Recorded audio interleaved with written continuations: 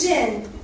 महर्षि संदीपन आश्रम जो उनकी तपोस्थली है, यहाँ उन्होंने घोर तपस्या की और बाद में इसी स्थान पर महर्षि संदीपन ने वेद, पुराण, शास्त्र आदि की शिक्षा के लिए आश्रम का निर्माण करवाया। यही कृष्ण, बलराम और सुदामा ने शास्त्रों और वेदों का ज्ञान प्राप्त किया।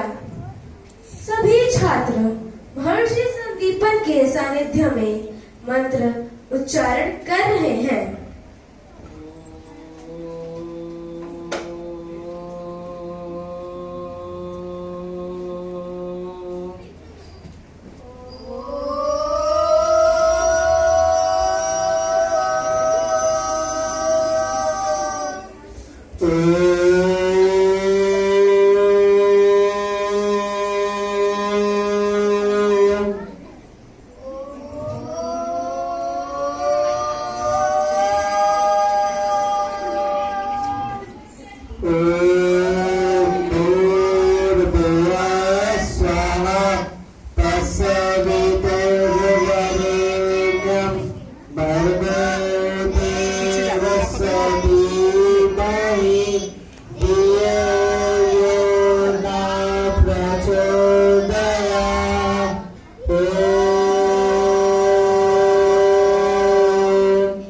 तभी गुरु माता का प्रवेश होता है। सुदामा, पुत्र सुदामा। प्रणाम माते। आयुष्मान भवः। आश्रम की सभी सूखी लकड़ियां समाप्त हो गई है। तुम कृष्ण के साथ जाकर जंगल से कुछ सूखी लकड़ियां ले आओगे? जी माते। कृष्ण, पुत्र कृष्ण। प्रणाम माते। तुम सुदामा के साथ जाकर जंगल से कुछ सूखी लकड़ियां ले आओगे? जी माते। और हाँ, ये लो चने की पोटली। रास्ते में भूख लगे तो खा लेना, और हाँ, कृष्ण को देना मत भूलना। जी माते। आयुष्मान भवः। चलो। दोनों गुरु माता को प्रणाम करके जंगल से लकड़ियां लेने चल पड़ते हैं। दूसरा दृश्य, कृष्ण और सुदामा जंगल में लकड़ियां ढूंढ रहे थे। लकड़ियां ढूंढते ढूंढते पुनः संध्या हो गई और मौसम में परिवर्तन आ गया। आसमान में बिजली चमकने लगी।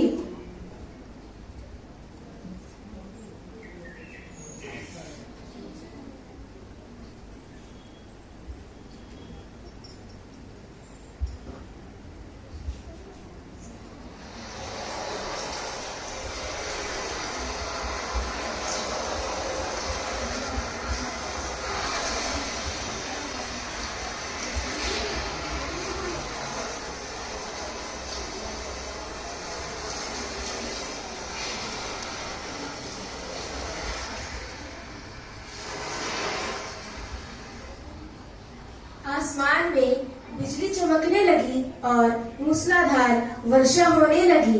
तेज वर्षा के कारण दोनों एक दूसरे से अलग हो गए। दोनों ने वर्षा से बचने के लिए अलग अलग स्थानों पर आश्रय लिया। कृष्ण, मित्र, क्या तुम ठीक हो? हाँ हाँ मित्र, मैं ठीक हूँ। मित्र, क्या तुम भी ठीक हो? हाँ हाँ मित्र, मैं भी ठीक हूँ। मैंने एक पेड़ का आश्रय ले लिया है। हाँ हाँ मित्र, मैंने भी एक पेड़ का आश्रय ले लिया है। काफी समय बीतने पर सुदामा को भूख लगने लग गई। तभी अचानक सुदामा को गुरु माता की दी गई पोटली की याद आ गई, जो उसके ही पास थी, और उसे गुरु माता का दिया हुआ आदेश भी याद आ गया। सुदामा वह थोड़े से चने और गुड़ खा लेता है, परंतु उसकी भूख शांत नहीं होती। इसी असमंजस में वह जोर जोर से कृष्ण का नाम पुकारने लगता है।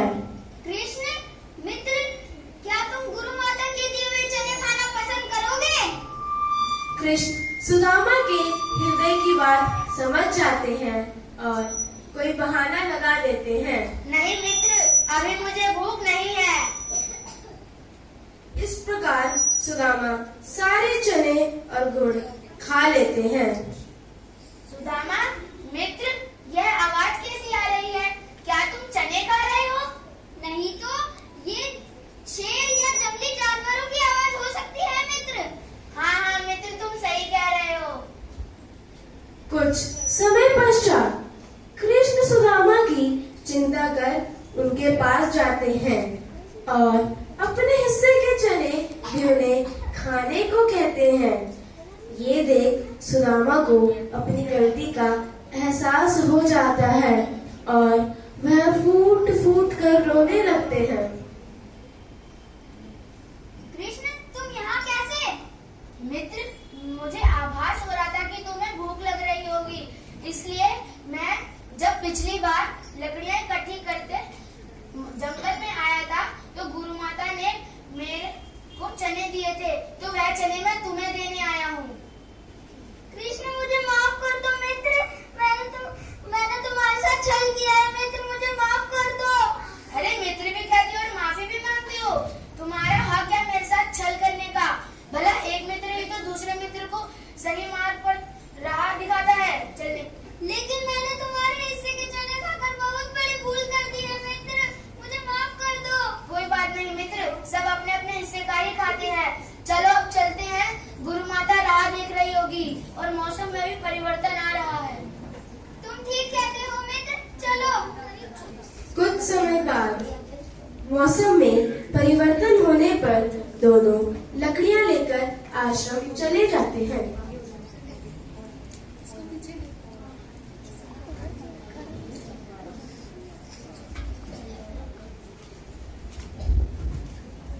प्रणाम गुरु पिता, प्रणाम गुरु माता। तुम्हारी दृष्टि चारों दिशाओं में फैले, सदा सुखी रहो। आयुष्मान भव पुत्रो।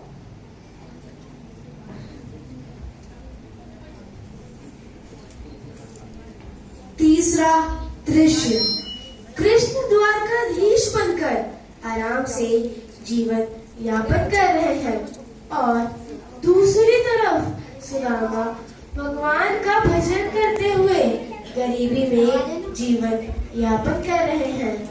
उनके लिए, अपनी पत्नी और बच्चों के लिए 2 वक्त का भोजन जुटाना भी कठिन हो रहा था। इन्हीं कष्टों से परेशान होकर एक दिन उनकी पत्नी सुदामा से अनुरोध करती है। उनके बच्चे भूख से परेशान थे। क्या हुआ पुत्रों, क्या हुआ पुत्री?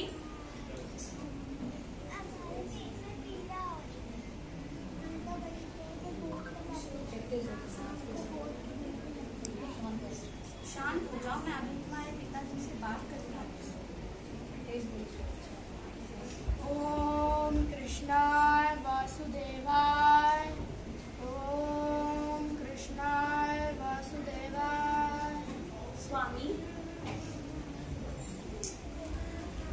बोलो प्रिय। हमारे बालक 2 दिन से भूखे हैं और तथापि आपने भी तो 2 दिन से कुछ नहीं खाया। बिल्कुल नहीं, मैं ऐसे कुपत्ति में उनसे सहायता मांगना उचित नहीं समझता। शांत पुत्र शांत, देखो मेरे हाथ में थाली है, मैं भोजन ही बना रही हूँ। तब तक तुम बाहर जाकर क्रीड़ा करो।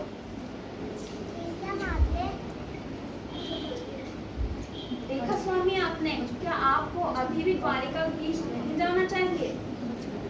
हाँ प्रिय, हाँ देखा मैंने, सब देखा, लेकिन ऐसे खाली हाथ जाना उचित नहीं रहेगा। आप यही ठहरिए, मैं अभी आई। कुछ समय पश्चात सुदामा की पत्नी एक पोटली में थोड़े से चावल के दाने दान करने के लिए लाती हैं। ये लीजिए, ये कुछ चावल के दाने हैं, आप ये ले जाइए। ठीक है प्रिय, आता हूँ। सुदामा न चाहते हुए भी पोटली लेकर द्वारका के लिए निकल पड़ते हैं। रास्ते में बेहद पथरीले रास्तों पर चलते चलते आखिरकार वह द्वारका पहुंच जाते हैं। परंतु उनकी ये हालत देख द्वारपाल उन्हें महल में प्रवेश होने नहीं देते हैं।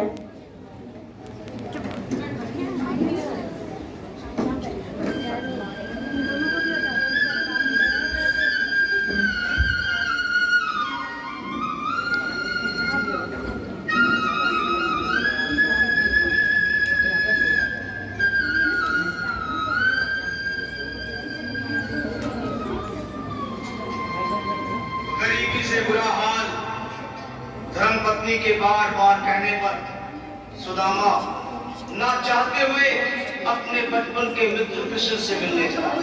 द्वारकाधीश के महलों के अंदर जाने का प्रयास किया तो द्वारपालों ने रोका। अरे किधर जाता है? सुदामा ने प्रार्थना की, ऐ द्वारपालों,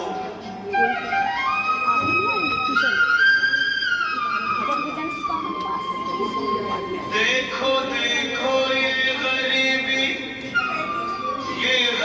गरीबी का हाल, कृष्ण के दर पे विश्वास लेके आया हूँ। मेरे बचपन का यार है मेरा श्याम, यही सोच कर मैं आस करके आया हूँ।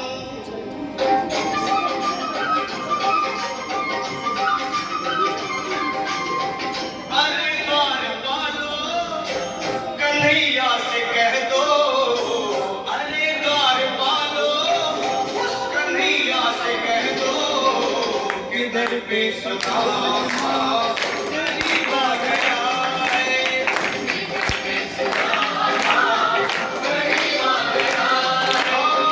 भटकते भटकते न जाने कहाँ से, भटकते भटकते न जाने कहाँ से तुम्हारे महल के करीब आ गया है। तुम्हारे महल के करीब आ गया है।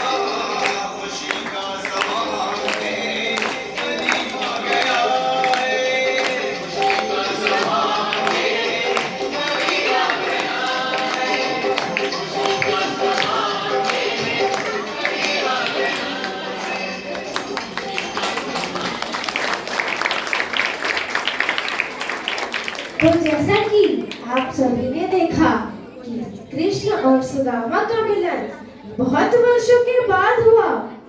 इसी खुशी के अवसर पर श्री कृष्ण अपने प्रिय मित्र सुदामा के लिए 56 भोग का प्रबंध करवाते हैं। 56 भोग देखकर सुदामा अत्यधिक प्रसन्न हो गए और वह झूम झूम कर अपनी खुशी व्यक्त करने लगे।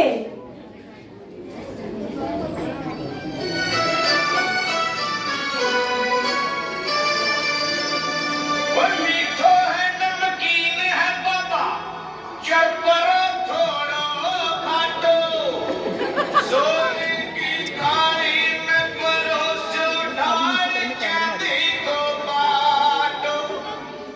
वो टापरिया मनुहार करे बाबा, देखूं थे कैया नाटो। ओ भोग लगाओ श्याम धनी रे मारा, उर बाकी भगता ने बाटो। बाटो नरेश की जय।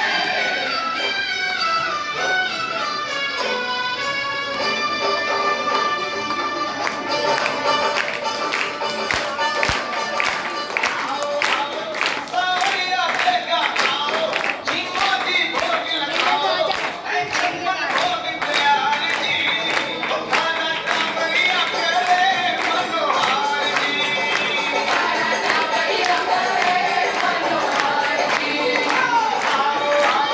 सावरिया बेगा आओ, जीमा जी भोग लगाओ, ऐ चंदन भोग दयाल जी, ओ खाना टापरिया करे मनोहार जी।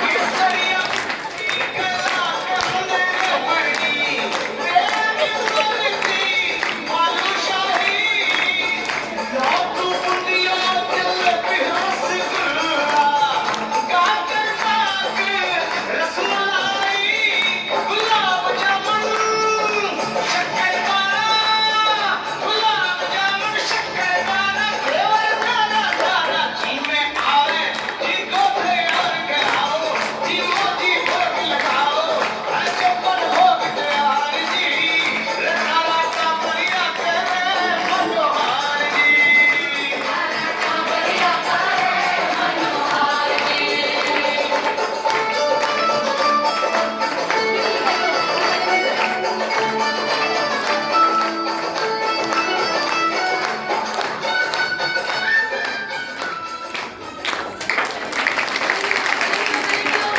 तो मैं आशा करती हूँ कि आप सभी को यह नाटिका पसंद आई हो।